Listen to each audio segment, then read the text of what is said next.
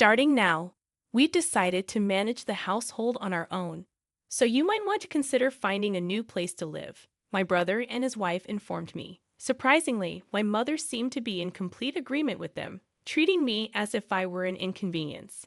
It was disheartening to think that they failed to acknowledge who had been covering the living expenses of the house. I never anticipated such disrespect from them. In the back of my mind, I resolved to take certain actions. I go by the name Carrie, a 30-year-old woman.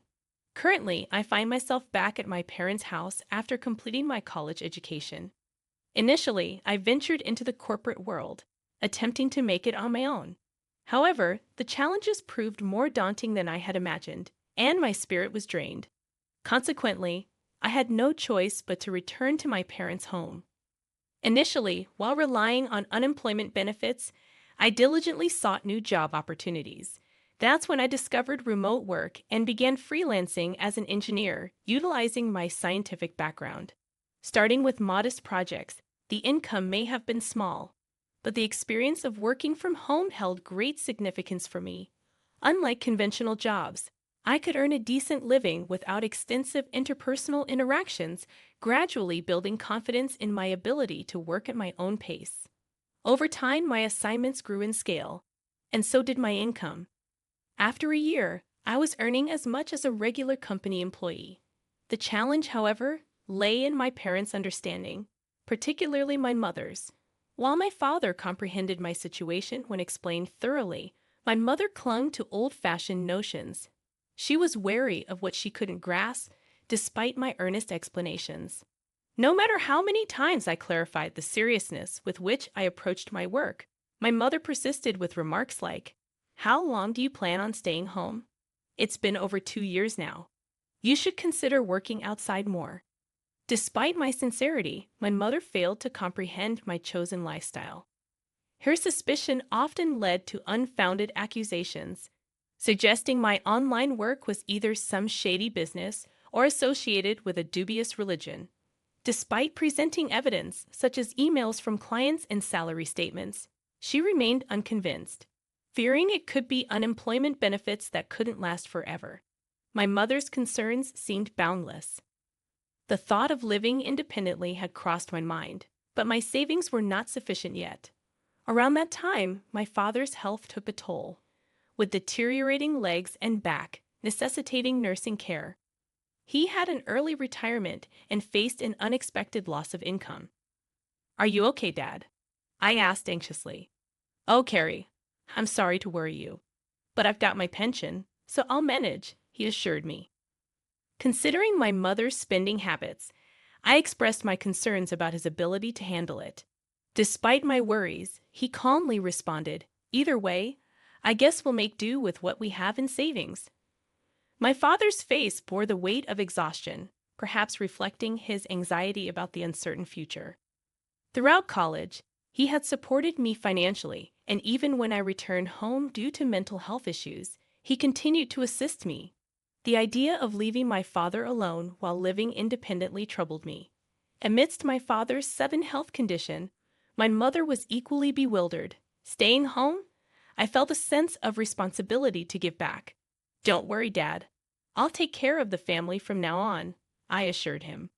"Really?" he responded in surprise. "But can you manage that with your income?" I showed him my stable bank account, and he seemed genuinely astonished. "Carrie, I didn't know you were so financially secure." "Yeah, my income has been growing lately," I explained confidently. His next question surprised me. "Can you help us out a little?" "Of course. You've done so much for us. It's time for me to support you," I replied gratefully. "Thank you, Carrie." My father expressed his gratitude. This marked the beginning of my financial support for the household expenses, including my father's medical bills.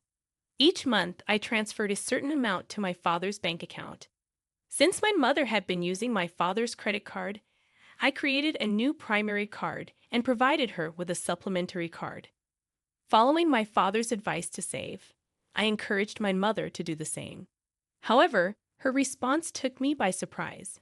"What, then, should we kick Carrie out of this house? Carrie's financial contributions are making a significant difference. It's going to be much more challenging without her, or so I thought.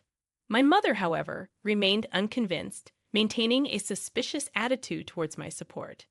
Eventually, my father managed to convince her, and she reluctantly agreed to let me continue living at home.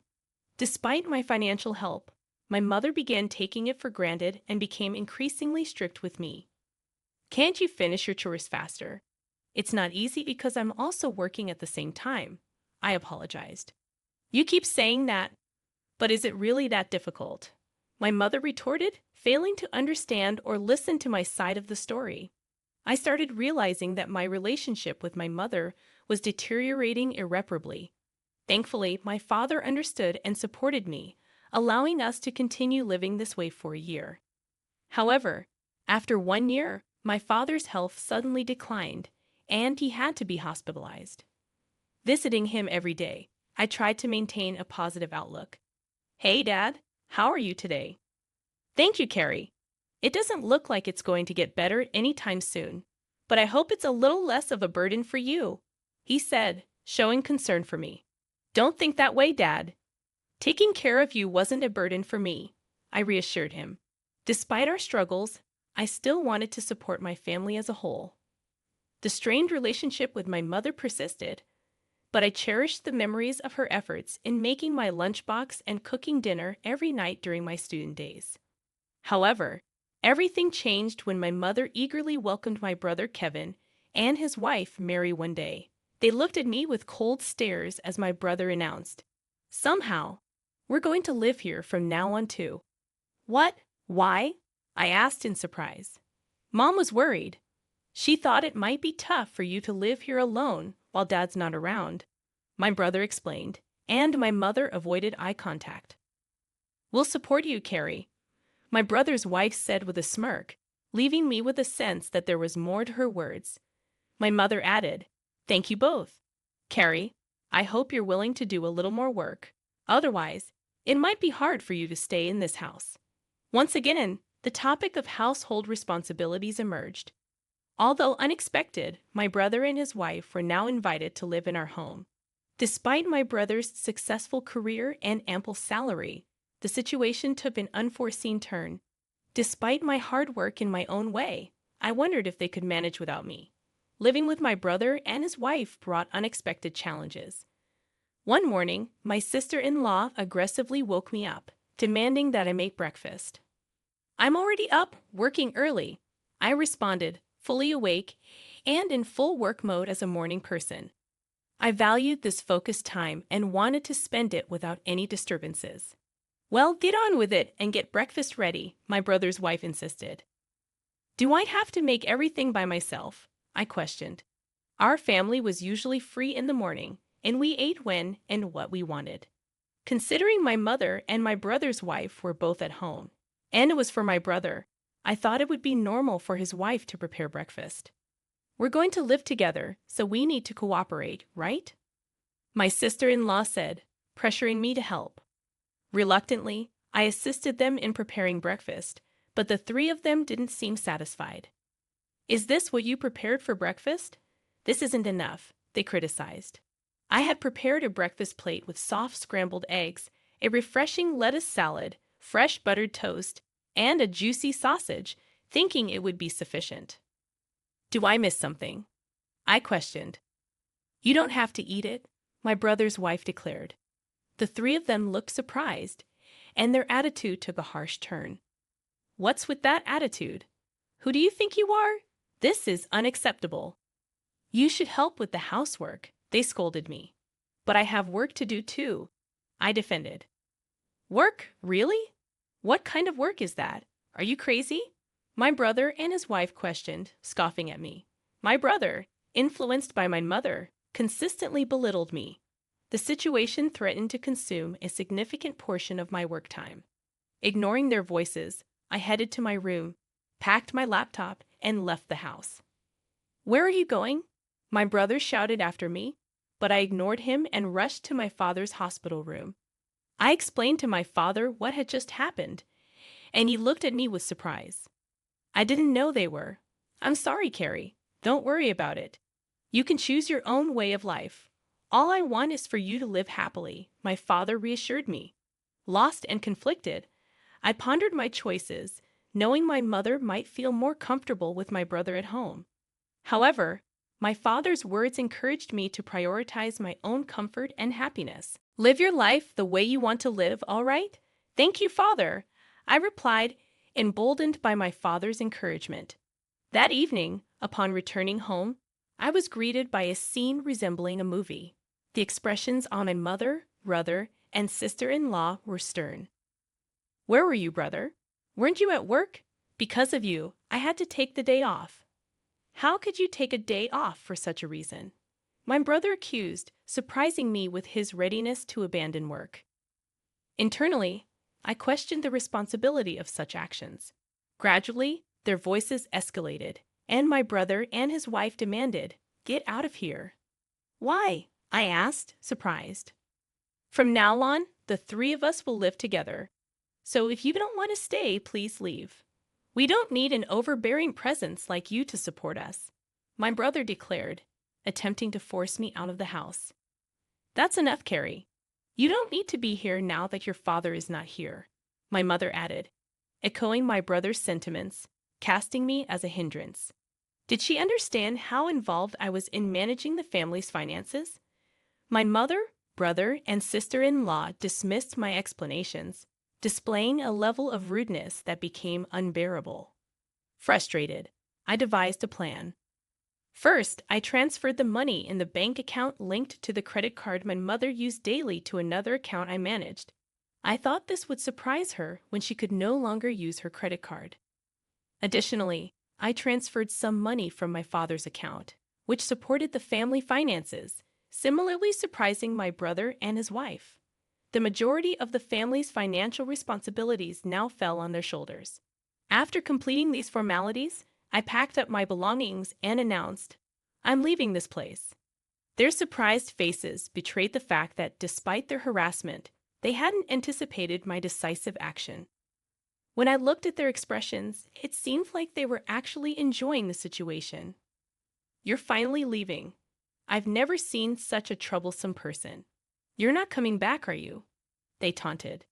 "Of course not. Don't contact me," I declared. As I left the house, they smiled at me, but I harbored my own satisfaction. My new life in a peaceful environment allowed me to enjoy my own time, and I could concentrate on my work without distractions.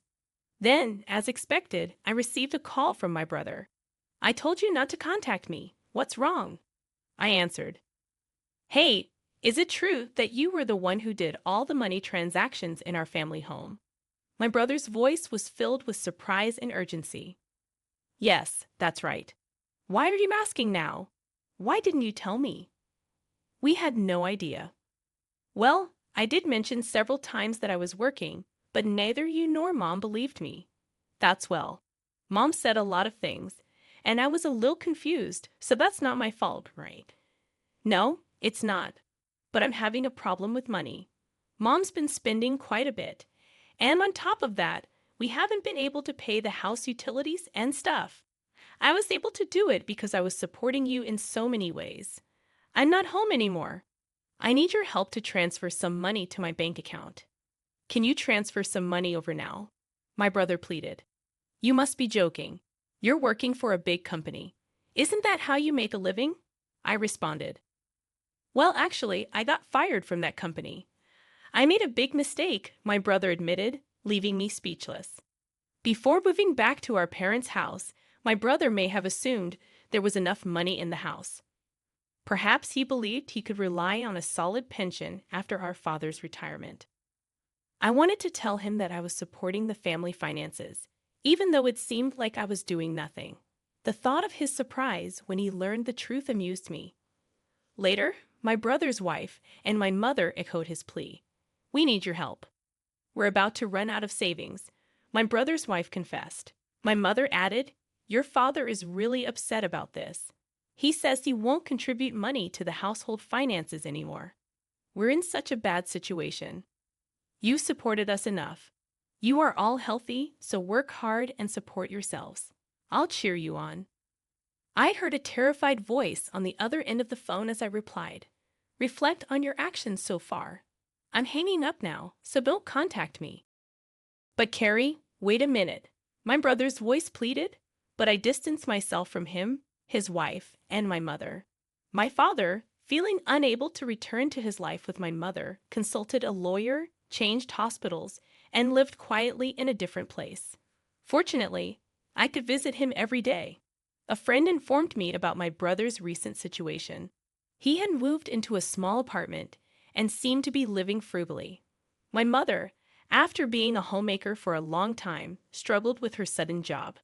My brother found it difficult to listen to the opinions of younger staff, and his part-time job didn't last long. His wife, who had been working hard to support the family finances, couldn't bear the pressure and left. Now, my brother and mother were working hard together. However, my mother's overspending habits persisted, and her debts were increasing. I was concerned, but I could no longer help her. In my comfortable living space, I worked hard and gradually accumulated more money. I contemplated trying something new. I wanted to visit my father every day and spend more time with him, hoping to see more of his cheerful smile.